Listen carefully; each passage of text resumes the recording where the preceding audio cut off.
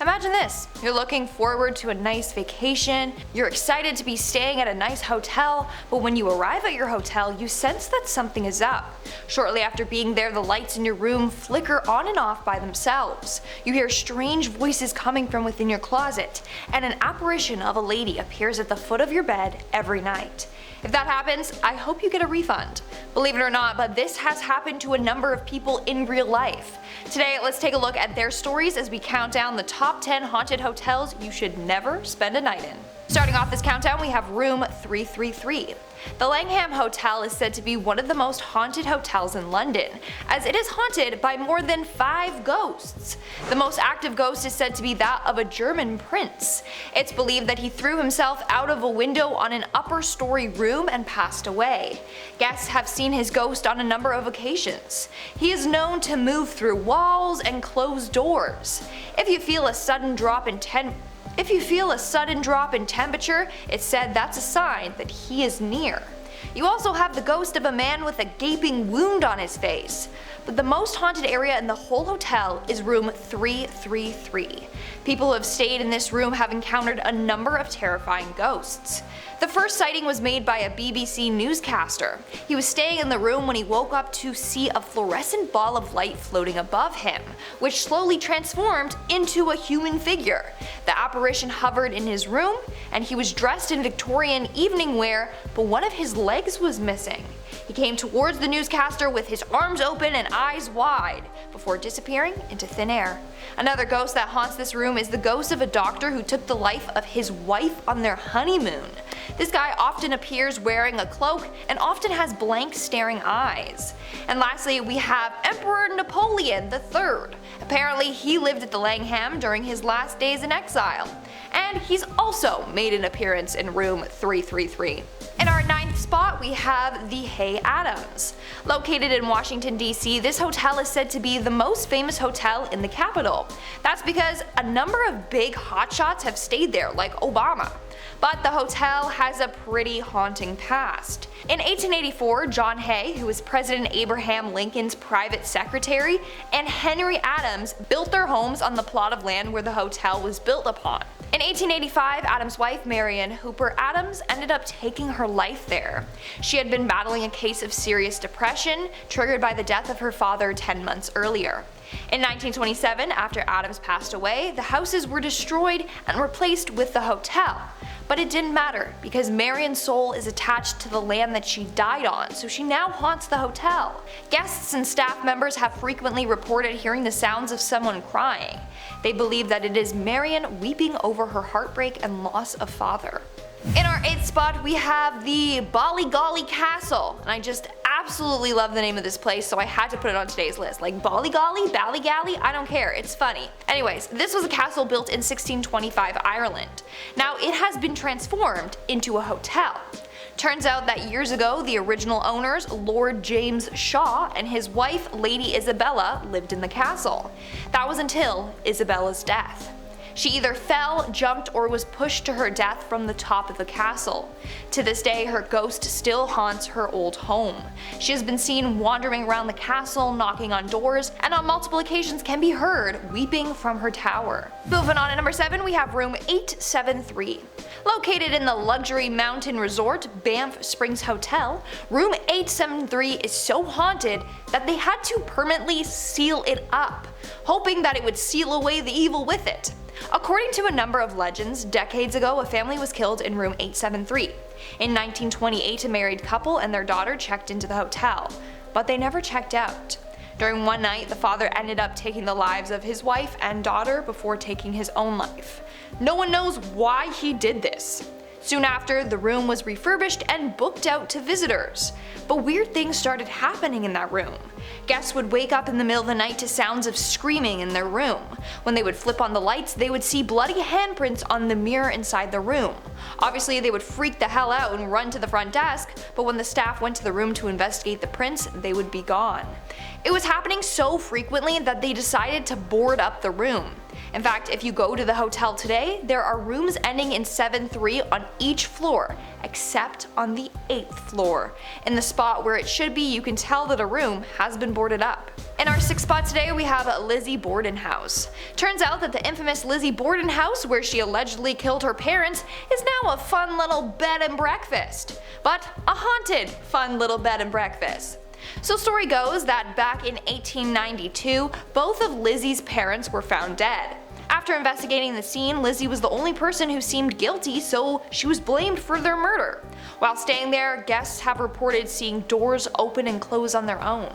Also, late at night, apparently Lizzie can be heard laughing at the top of the stairs. We are now at our 5th and halfway mark with the Omni Grove Park Inn. Back in the 1920s, while staying at the Omni Grove Park Inn in North Carolina, a young woman was either pushed or jumped to her death from her hotel room 545. To this day, her presence still wanders the walls of the hotel. Some guests have felt her presence, others have seen a strange pink mist form around them, and some have actually seen this ghostly woman herself. She appears in a flowy pink gown, hence why people just call her the Pink Lady. The people most sensitive to seeing her are young children. A number of children have seen her and been like, "Mommy, who's that lady in the pink dress?" Meanwhile, no one's there. How freaky. Coming in at number 4, we have the Ostesaga Resort. Located in New York, this resort has quite the fair share of history. When it was first erected, it was actually a school for girls, and to this day, these little girlies still haunt the area. Apparently, while on the 3rd floor hallway, you'll be able to hear a bunch of them giggling and whispering. In fact, Sci-Fi's Ghost Hunters went to investigate this place a couple years ago, and when doing so, they captured the presence of a bunch of shadowy figures, ghostly whisperings, and other paranormal activity. If you want to check out the place today, go to the 2nd, 3rd, and 5th floors. That's where all the spooky stuff is said to happen. In our 3rd spot today, we have La Posada de Santa Fe. This resort and spa hotel is anything but relaxing. Turns out that it is haunted by a German woman named Julia Stab. Oh my god, her last name is Stab. It's probably like Staub. It definitely is because it's German, but anyway, it makes it spookier. Before it was a resort, it was her mansion. It was built by her husband in 1882. A couple years later, Julia fell into a really bad depression. Her 8th child ended up passing away shortly after birth, and so Julia locked herself in her room.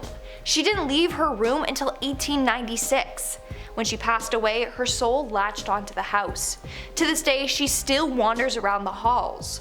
Most frequently, she will appear in Suite 100. It's now a guest suite, but it used to be her bedroom. In fact, Julia loved to take baths, so people staying in the suite often hear the water running in the middle of the night. Moving on to number 2, we have the Fairmont Royal York Hotel. Turns out that there's a haunted hotel in my hometown and I didn't even know it. Toronto's Royal York Hotel is nearly 100 years old. Construction of it finished in 1929, and over the years a number of members of royalty, celebrities, and millionaires and ghosts have stayed at this hotel. Seems to be a nice luxury hotel, minus the fact that it's completely haunted. One famous ghost is the man dressed in a purple coat that wanders around the 8th floor. There's also ghosts of children haunting the halls. One guest told the concierge that they heard children running up and down the halls on the first night that they checked in, but they saw no children. When they looked through the peephole the next night, they saw a gray-haired man with a purple waistcoat. They initially thought that it was a hotel staff member, but when they opened the door, the man disappeared into thin air. The hotel also has a crystal ballroom that is also haunted. Guests frequently hear noises and music within the ballroom, even after it's been closed. And in our number 1 spot today, we have room B340. Queen Mary Hotel is said to be one of the most haunted hotels in America. There are a number of ghosts that haunt this hotel, from Jackie, the little girl who haunts the first-class pool, to a man named John Petter who was crushed by a watertight door, to 2nd Senior Officer William Eric Stark, who accidentally drank cleaning fluid instead of gin, and one of the cooks who was baked alive by his own staff during World War II. So yeah, a lot of dark things have happened on this ship turned hotel. Now, there is one room that you never ever want to visit, and that's room B340. It's the site of a huge tragedy. So back in the 60s, the ship was used for transatlantic cruises. Well, while on this cruise, a man went crazy and took the lives of 2 women in this room. When his crimes were discovered, he was locked in the room until they could dock the ship and deal with him. The door was locked from the outside and a guard was positioned outside the room so the killer couldn't escape. At one point, the guard heard the man pounding on the door saying that someone was in the room with him and was trying to kill him. Obviously, the guard was like, I ain't no idiot, I'm not falling for that, so he never opened the door. He thought this guy was just trying to get him to open the door so he could escape. Here's where it gets weird. Shortly after, the guard heard nothing coming from the room, so he thought that the man finally settled down and went to bed. The next day, the ship arrived in New York and the NYPD boarded the ship to arrest this man. But when he opened the door, they found the man's body parts scattered across the room. His limbs had been ripped off and were all over the place. There's no way that he could have done this to himself. So what happened in there? Was there actually someone in that room with him? If so, how did they get in and then out? A number of guests who have stayed in that room have reported eerie things happening to them in the middle of the night, like flickering lights, knocking, apparitions, and the water turning on and off by itself. Alright guys, that's all for today's video. Let's move on to our comment shoutout portion. I'll be shouting out comments from the video Top 10 Haunted Grave Sites That Will Curse You. The Mystic Realms commented, maybe I'm just odd, but I've always found cemeteries to be peaceful and calming. It depends. If you go in the afternoon with family and you have flowers and you're gonna go visit a loved one, sure, peaceful, calming, a little sad, you know, middle of the night with an Ouija board, no. Scary, spooky, curses, no. Mike the Wise commented, I'm actually sure that the spirits watch these videos, lol. Imagine if like spirits literally have access to YouTube and they're just like a subscriber to Most Amazing Top 10. Cool. Make sure you're subscribed to my personal channel too. And MM commented, do people expect to find Twilight like vampires? More Team Jacob myself. Yes, I am Team Jacob all the way. Always have been, always will be, but I wanted to be a vampire. Like I was like, I'd rather be a vampire than a werewolf, you know? But Jacob, Taylor Lautner, anyways, alright guys, that's all the comments I'm shouting out for today's video and ever. Never again. And as always, don't forget to give this video a big thumbs up and subscribe to Most Amazing Top 10 for more amazing videos. I've been your host, Lindsay Ivan, and I'll see you when I see ya. Bye. We are now at our 5th and halfway mark with the Omni.